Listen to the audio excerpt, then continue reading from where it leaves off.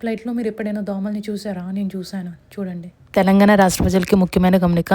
Hyderabad to Chennai వెళ్తున్న air India ఫ్లైట్లో ఒక చిన్ని దోమ కనిపించింది. ఈ దోమ జస్ట్ అట్లా వాల్ మీదనే ఉంది. కాకపోతే నన్ను ఎత్తి కొట్టలేదు.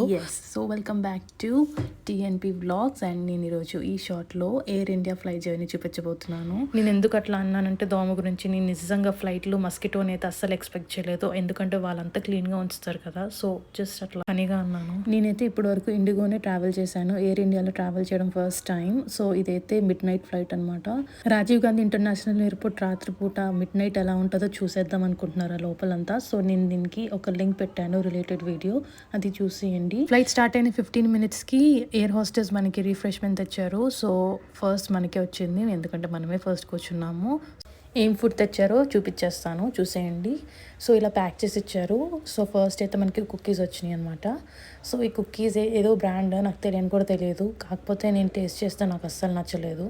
అదైతే పక్కన పెట్టిద్దాం. నెక్స్ట్ మనకి యోగర్ట్ వచ్చింది, స్ట్రాబెరీ ఫ్లేవర్డ్ యోగర్ట్. చాలా బాగుంటుంది, పిల్లలకి అయితే నచ్చుతుంది, పెద్దవాళ్ళకంటే. నాకు జనరల్గా స్ట్రాబెరీ ఫ్లేవర్ ఇష్టం ఉండదు. Still it's a good thing అనమాట. నెక్స్ట్ ఇది శాండ్విచ్ అయితే బాగుంది. అండ్ వాటర్ బాటిల్ టాటా వాళ్ళది, ఇది కూడా okay. And refreshing vibes just for cleaning purpose.